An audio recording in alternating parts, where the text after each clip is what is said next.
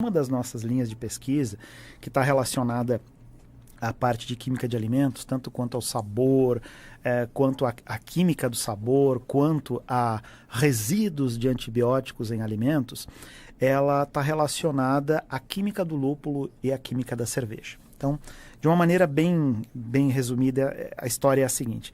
Lá por idos de 2015, eu fiz um curso de produção de cerveja artesanal, né? Vamos dizer assim, aquela época que o pessoal começou a fazer cerveja artesanal, já vinha antes disso.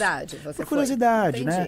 E aí fiz esse curso, me interessei, comecei a produzir cerveja em casa e aí surgiu a ideia de, mais ou menos nessa época, né, começou cada vez mais a se falar da produção de lúpulo no país. Vamos lá.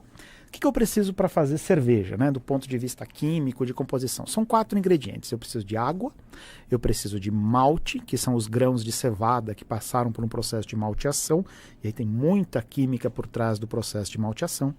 Eu preciso de lúpulo, que é um dos ingredientes, já vou falar com detalhes sobre ele, e a gente precisa da levedura, que a gente brinca, né, que na verdade quem faz a cerveja não é o cervejeiro, não é o mestre cervejeiro. O cervejeiro ele prepara todas as condições para colocar a levedura lá dentro, que vai fermentar aquele meio de cultura e produzir a cerveja. Ela que é a culpada. Ela que é a culpada, né? Em relação ao lúpulo, o que acontece? O lúpulo, ele é uma planta, como se fosse uma trepadeira, tá? Ou seja, você tem que colocar como se fosse um barbante, um fio, um suporte para ela subir e crescer, tá? Então, o lúpulo, as flores femininas, as plantas femininas do lúpulo produzem uma flor. E essa flor, ela é rica em substâncias químicas que conferem amargor, conferem aroma, atividade antioxidante e atividade antimicrobiana. Então, o lúpulo, ele vai funcionar como se fosse uma espécie de um tempero para a cerveja.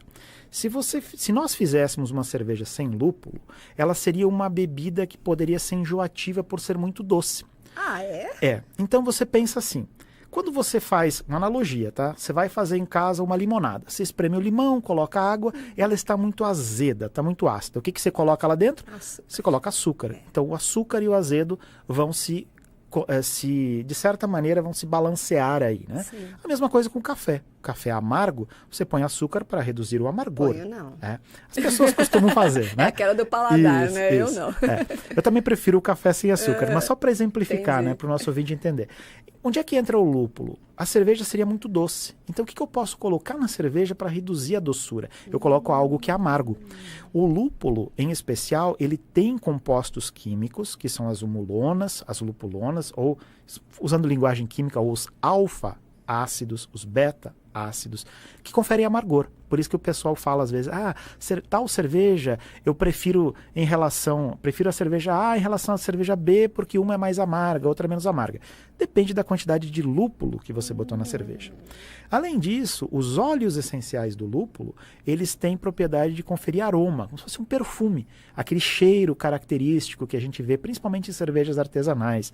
Tem as cervejas de pêssego. Isso. Não, no caso do frutas lúpulo, vermelhas. não exatamente de frutas. Se a gente pensar naquelas cervejas tipo IPA, que o pessoal fala, as Indian Pale Ale, né? Por amargor, uma mais Isso, amarga, mas mas você abre a cerveja, você já sente aquela explosão de um aroma. Aquilo ali é o aroma conferido pelo lúpulo.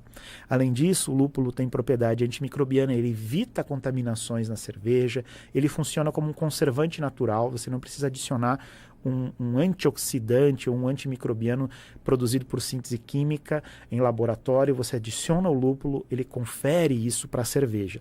Então, a gente tem feito pesquisas relacionadas principalmente ao lúpulo e à química da cerveja. Veja um brilho nos olhos dele falando sobre isso, pessoal, vocês nem imaginam. Então, Ele adora pesquisar sobre isso. Então, sobre a química da cerveja, né, inclusive, né, a gente tem as maiores cervejarias, né, que a gente tem no Brasil. Hoje, o Brasil é um dos países que mais produz cerveja, então tem um campo muito grande para pesquisa.